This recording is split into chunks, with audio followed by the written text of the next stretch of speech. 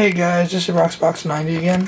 This is a update to Rafiq the Primer, Rafiq the Many, who is my general.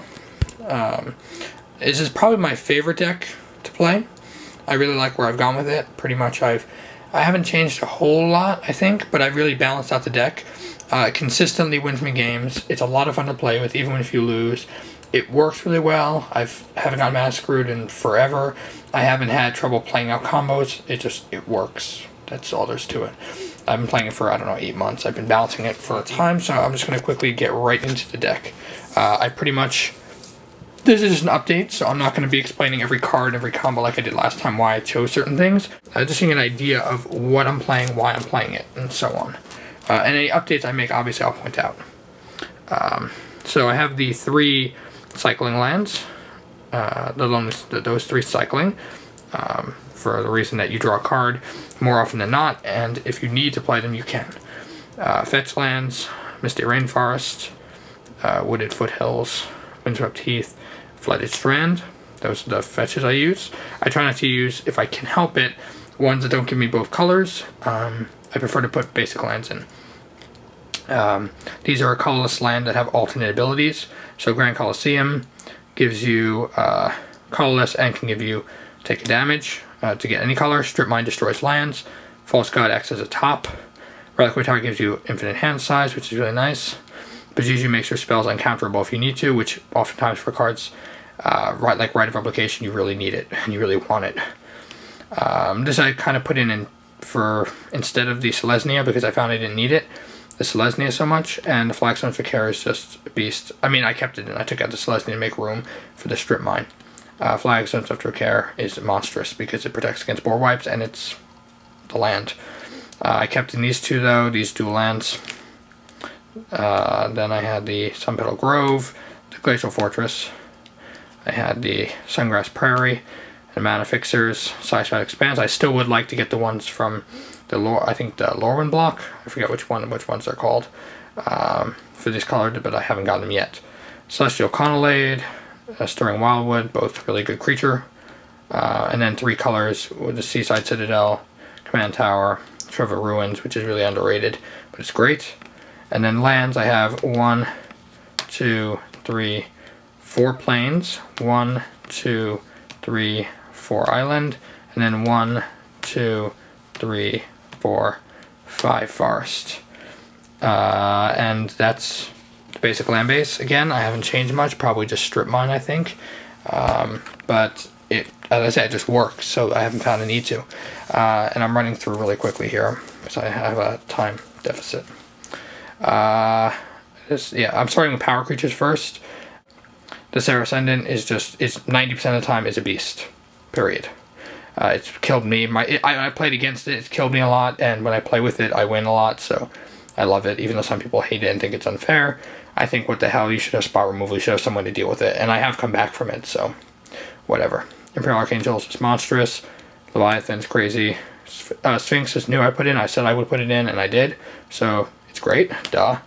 Sun Titan has become the unspoken MVP of this deck. Whenever he's in play, the deck runs like clockwork. I basically win, period. So, and when he's not in play, it still works fine. It still usually wins, but Sun Titan is just an amazing, amazing card for this deck. Hellish Norn's always beautiful. It's like a mini board wipe, and she holds my power over the course of the game. Throw Boots on her and you're in good shape, or Greaves and you're in good shape.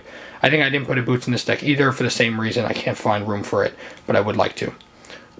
Archon of Justice is great card. Inkwell Leviathan works well, and that's pretty much the powerhouse of the deck, creature-wise.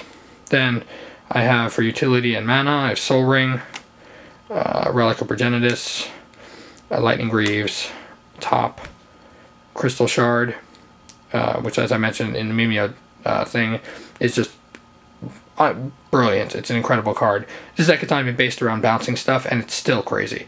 It lets you get utility back, it lets you save creatures, it lets you bounce back theirs if they tap out. It's just brilliant, brilliant. I love it.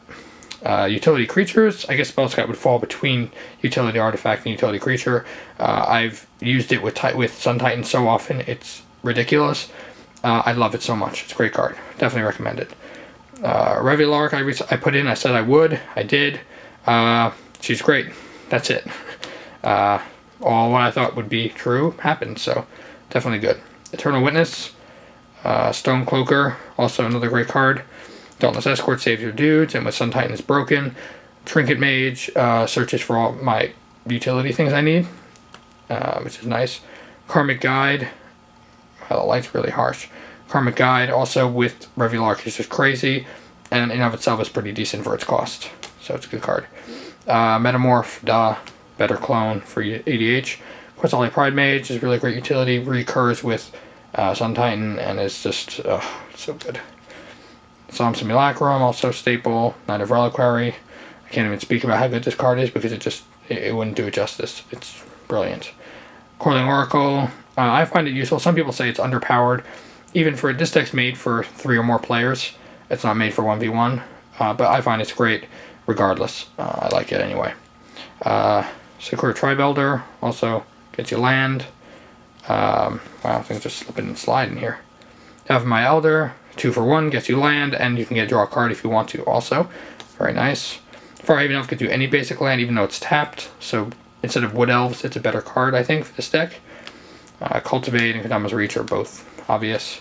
Darksteel Ingot is very nice too. Drawing-wise, you have Ristic Study. Factor Fiction. Distant Memories I'm still unsure about.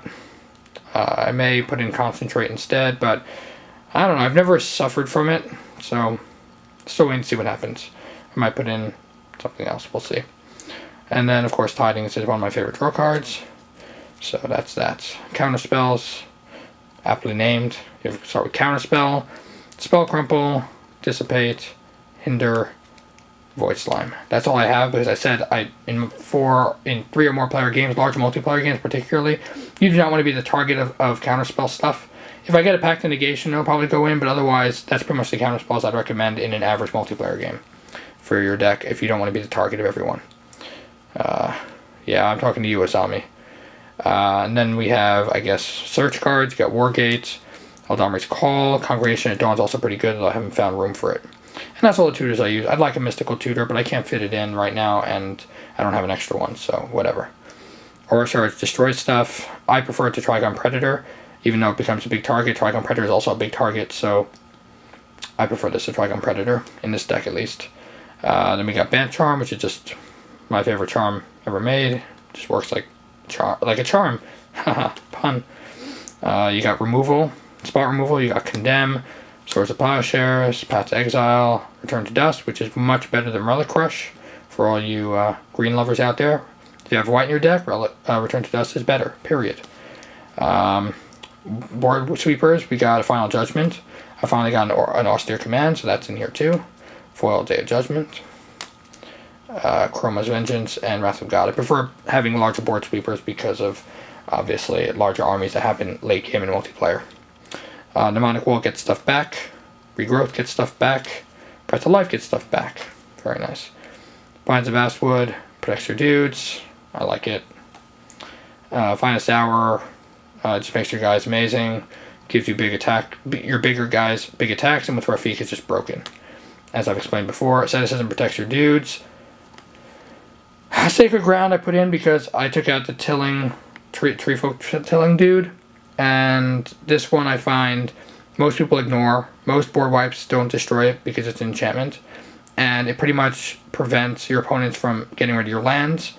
The only side effect is you can't use Knight of Reliquary with it because, I mean, you can, but you won't get your land back. But I find it's as good.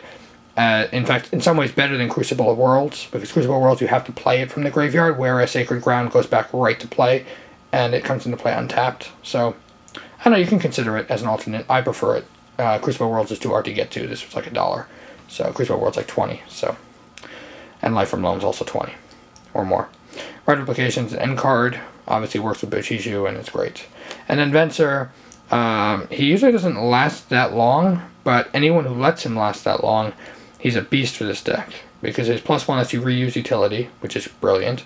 His -1 makes you basically win with a large creature and Rafiq out, because you do so much damage. It's insane.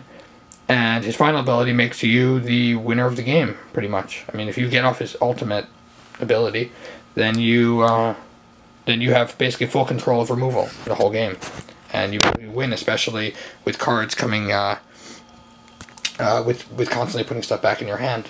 So yeah, it's a good game. So anyway, that is Rafiq of the Many update.